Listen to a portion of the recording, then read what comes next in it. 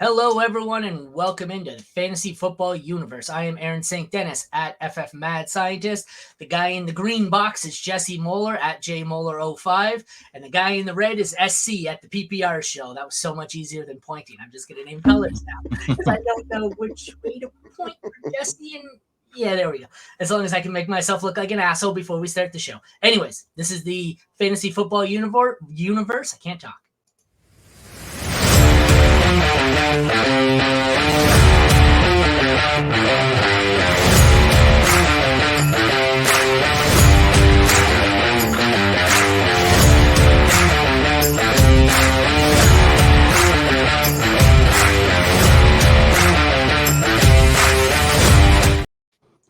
Gotta say, I've really been struggling since we started these. All of a sudden, we take a week or two off after the fantasy season ended, and I come back and I can't fucking talk anymore. I'm stumbling all over my words and pressing all new buttons. I don't know where the hell I'm going. All of a sudden, I am completely lost. But how are you guys?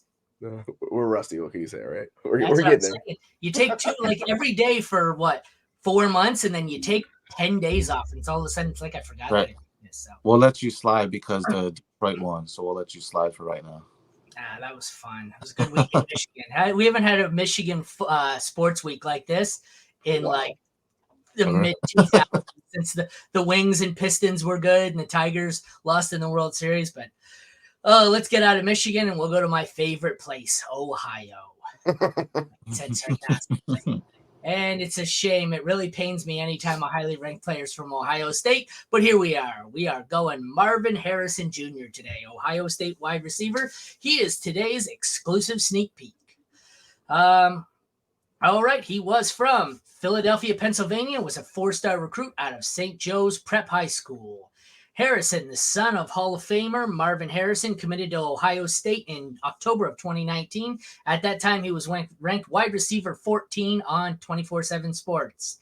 Wow, SC, you were really thorough in this one. You really went in depth. If you're wondering, I'm getting some of the cliff notes here from SC's article on Marvin Harrison, the sneak peek, and it's on the fantasyfootballuniverse.com.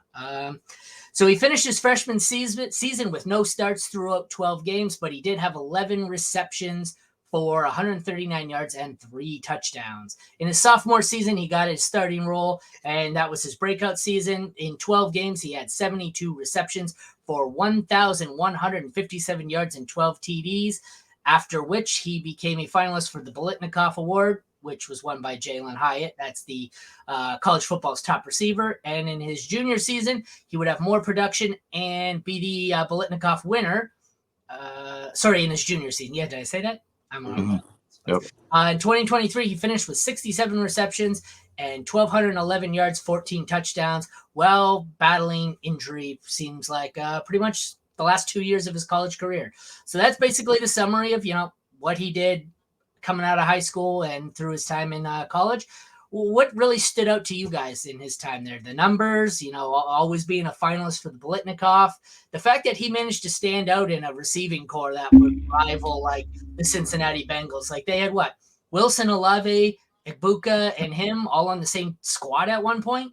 Yeah, we was a freshman. Yeah, That's it's fucking it's disgusting. really impressive. The Ohio State wide receiver core is just out of And they control. still lost to Michigan. Which is something I like how you say. They still lost to Michigan. I'm gonna sip my tea here. I'm a Michigan fan. Sorry, I got to throw shade at Ohio State any chance I can.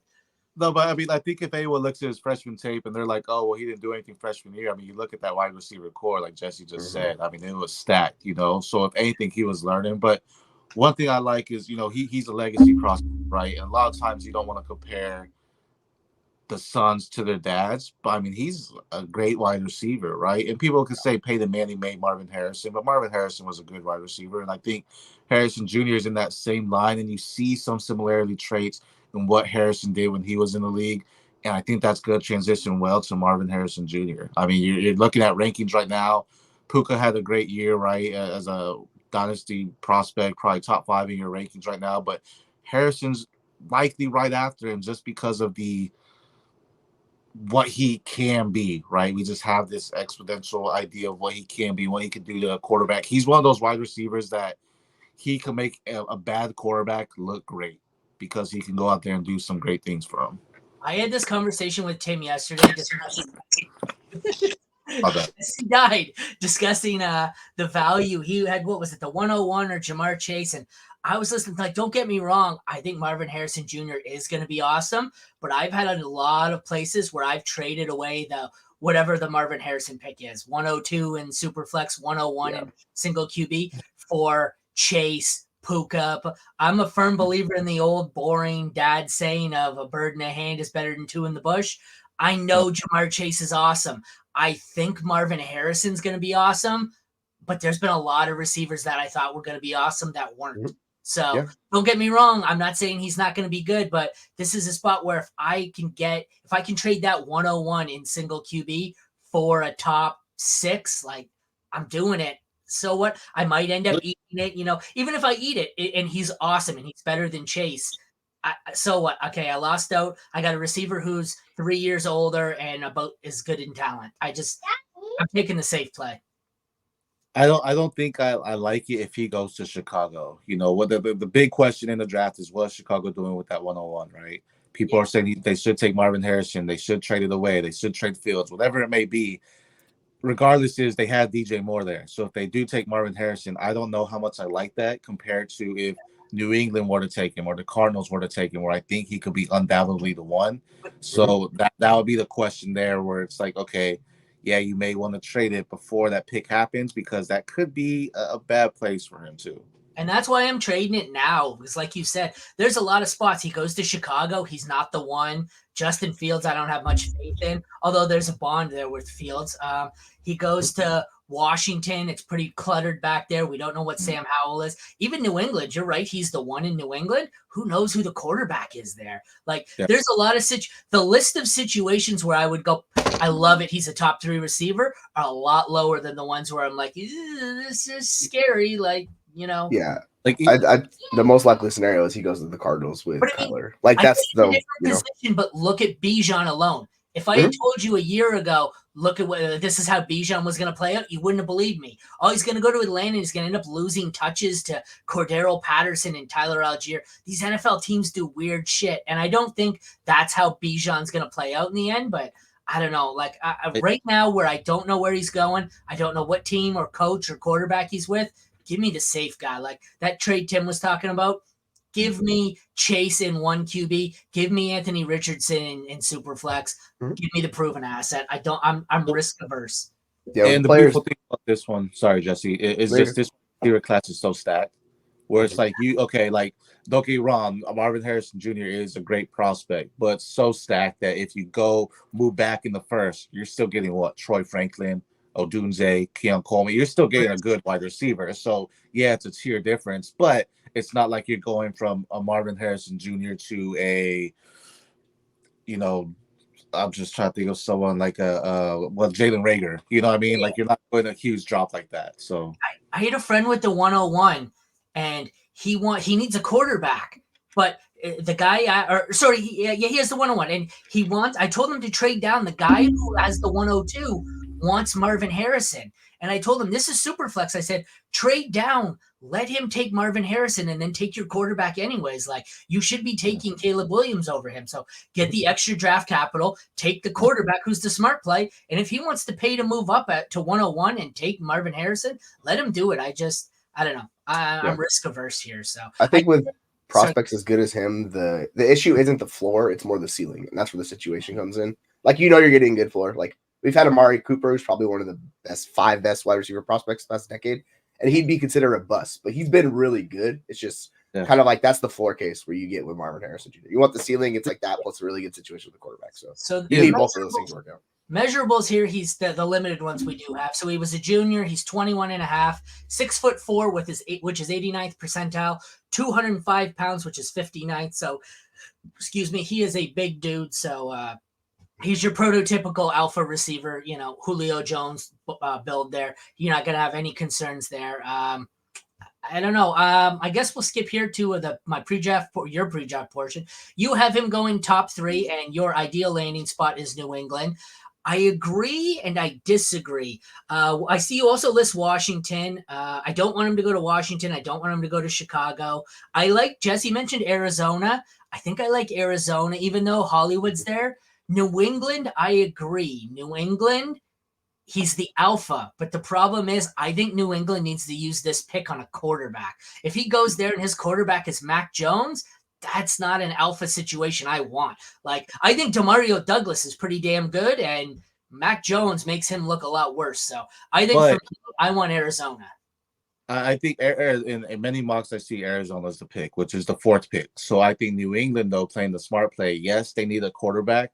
But as I mentioned in the article, skip on that. Get your wide receiver 1 of the draft, arguably. Go ahead and get J.J. McCarthy or Bo Nix in the 2nd, or get a top 5 pick next year. And guess what? You're looking at maybe Quinn Ewers, maybe Shadir Sanders. There's different quarterbacks that could come out next year. Mac Jones needs a wide receiver. He's one of those quarterbacks that needs a good wide receiver to be good. And guess what? Marvin Harrison could do that. That's hard. I always say with these Alabama quarterbacks, you need them to have weapons around them, because Alabama, when Nick Saban was there, did so good at recruiting that they had talent around them. So any quarterback looked good there. And now we're seeing it's not so much there right now. We're going to see with Jalen Milroe here, but it's a whole different scenario. So you get the top wide receiver, because that's really been the glaring hole for New England for some time. Even when Brady was going through his final years, is they just don't have that solid wide receiver 1. And that's why I say, if they have it, or trade back to Arizona, make it happen where Arizona needs to trade up, because hey guys, we'll end up taking him here. Ideally you're looking at Caleb Williams, Drake May, and then it's Jaden Daniels. Mm-hmm. Yeah, I default to Arizona. I don't like to play necessarily the one. Like, I know in Arizona, he goes to Arizona, he's got Kyler Murray. I'm fine with that. If you told me yes, they would be guaranteed to draft in the 2nd round J.J. McCarthy or Bo Nix, I'd be fine with that. But then we're playing, what if he's not good, or what if the quarterback they draft isn't good, or it's a rookie? I don't really want rookie quarterback. I know it worked out with C.J. Stroud, Tank Dell, but I don't think we should set that as the norm. So. Right. And those guys are nowhere near the quarterback prospect C.J. Stroud was coming out. Like, he's such a good passer coming out, and those guys have issues. So, yeah, 100% with you guys. Like, I think the safest situation is Arizona by far. Like, that just works out where he gets a good quarterback. He's the alpha wide receiver 1. Hollywood's free agent, so he may not even be there next year. So, like, it just works out with him and McBride. Factor in that the Patriots might be – how the Steelers, every freaking 2nd and 3rd round receiver they take is a stud? This is the opposite in New England. I get it. It's not Bill Belichick drafting anymore, but they've pretty much every receiver they've drafted high, he's fucking sucked. They've been the opposite of the must hit plays. So, but they're getting no offense to the players, right? You're in the NFL, you're great, but come on, Tyquan Thornton in the 2nd, like what? There was other wide receivers. N'Keal Harry looked like a campus prospect, and he fucking bombed. So. Yeah. All right, well, that concludes the wide receiver sneak peek of Ohio State prospect Marvin Harrison Jr. Check back tomorrow. I believe we have Drake May on tap. Sound about right? Drake May?